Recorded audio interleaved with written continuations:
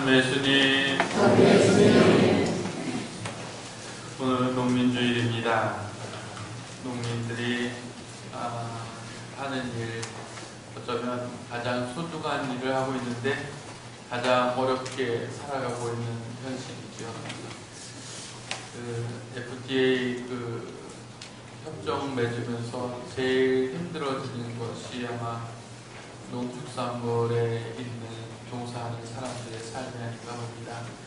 그들이 자기들의 노고한 것, 고생한 것에 대한 합당한 대가를 받을 수 있도록 노력해야 될 것이고, 또 그들이 주어져 있는 그런 삶 안에서 위로와 용기를 가질 수 있도록 기도, 관심 가져야 할 것입니다. 일독서에서 하느님께서는 어떤 분이신지를 드러내고 계십니다. 만물을 돌보시는 당신 말고는 하느님이 없습니다.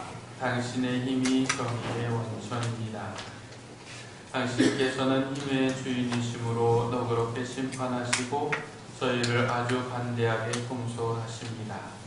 당신께서는 무엇이든지 원하시는 때 하실 능력이 있으십니다. 당신께서는 이렇게 하시어 의인은 인자해야 함을 당신 백성에게 가르치고 지은 죄에 대하여 회개할 기회를 주신다는 희망을 당신의 자녀들에게 안겨주셨습니다. 주인님, 밭에 뿌린 씨는 좋은 것이 아니었습니까? 그런데 거기에 가라지가 함께 있습니다. 원수가 그랬거나 하느님이 우리를 만드시고 우리를 보시고 참 좋았다라고 하십니다. 선한 우리들의 모습, 우리들의 마음에 악마가 유혹을 하고 그 유혹으로 인해서 우리들의 마음에는 사랑이 아닌 것, 정의가 아닌 것, 자비가 아닌 것이 자리하게 됩니다. 그런 모든 것은 외적인 환경에서 우리를 그렇게 만든 것이 아니라 어쩌면 그런 외적인 환경, 요인, 유혹에 우리가 마음을 빼앗겼기 때문입니다. 그 어떤 상황도 우리를 그렇게 만들 수 있지 않습니다. 그 어떤 것도 사실은 우리를 흔들어 놓을 수 없습니다. 우리가 흔들리는 이유는 그것에 우리의 마음이 가 있기 때문입니다. 거기에 마음이 가 있지 않는다면 그 어떤 것도, 그 어떤 유혹도 우리는 이겨낼 수 있게 될 것입니다. 문제는 유혹에 넘어갔을 때의 삶이겠죠. 우리는 유혹에 빠지면 그때부터 무척 힘들어지는 삶을 살게 됩니다. 누가 알든 모르든 그것이 상관없지요. 누가 내가 어떻게 살았는지에 대해서 알건 모르건 상관이 없습니다.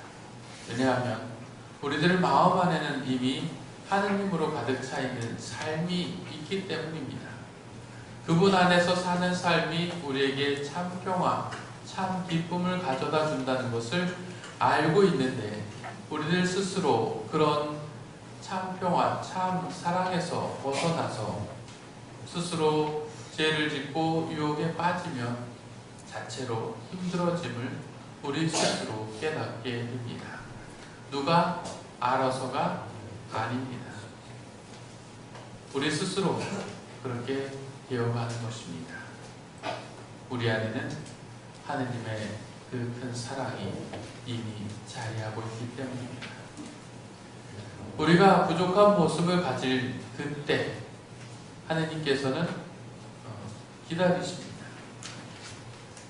죄에 대하여, 지은 죄에 대하여 회개할 기회를 주신다는 희망을 당신의 자녀들에게 안겨주셨습니다.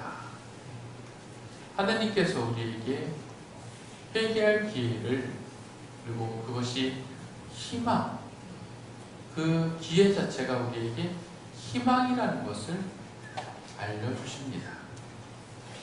하느님께 다시 돌아갈 수 있다는 것, 그것은 엄청난 희망입니다.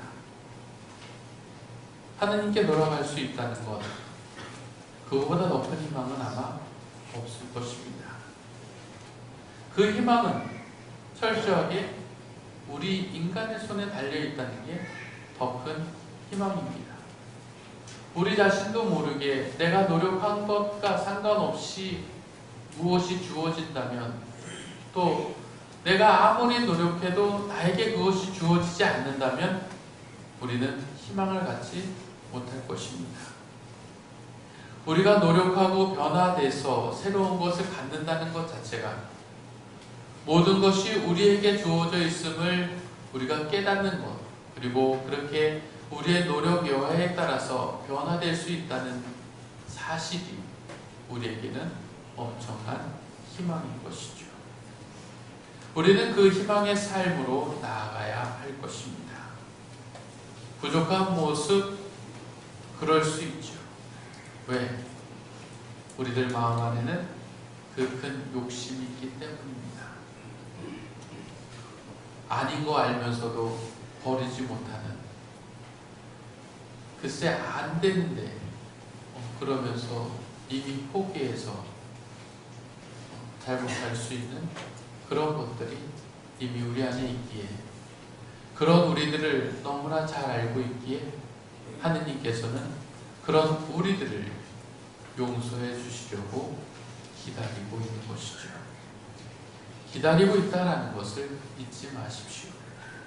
하느님이 우리의 부족한 모습에 화내고 성질내시는 분이 아니라, 부족한 모습에 오히려 안타까워하고 속상해하고 있다는 것을 잊지 마시기 바랍니다. 그래서 하느님은 우리가 먼저 당신께 다가오기를 기다리는 것이 아니라, 당신이 먼저 우리의 모든 잘못을 어쩌면 용서해 놓고 기다리고 계신지 모릅니다. 주님이 그렇게 우리를 기다리고 있다는 희망을 잊지 말아야 할 것입니다. 그래서 이 독서에서는 형제 여러분, 성령께서는 나약한 우리를 도와주십니다. 우리는 올바른 방식으로 기도할 줄 모르지만 성령께서 몸소 말로 다 할 수 없이 탄식하시며 우리를 대신하여 강구해 주십니다. 마음속까지 살펴보시는 분께서는 이러한 성령의 생각이 무엇인지 아십니다. 성령께서 하느님의 뜻에 따라 성도들을 위하여 간구하시기 때문입니다. 성령께서 이미 우리가 그렇게 살아갈 수 있도록 간구한다는 이야기입니다. 우리의 삶은 하느님의 그 큰 사랑, 거기에서 벗어날 수 없음을 이야기하고 있습니다. 도망갈 수 없음을, 그리고 하느님이 늘 우리를 위해서 그렇게 기도하고 걱정해주고 계심을 우리는 깨달아야 할 것입니다. 우리에게 남은 것은 한 가지입니다.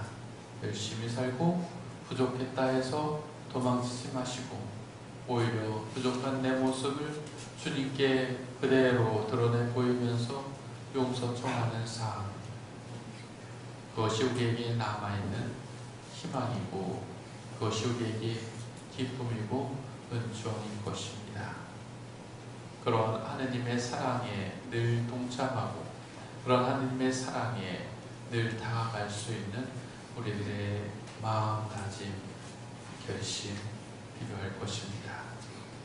우리의 희망, 그분께 다가가는 삶이 될 수 있도록 노력합시다.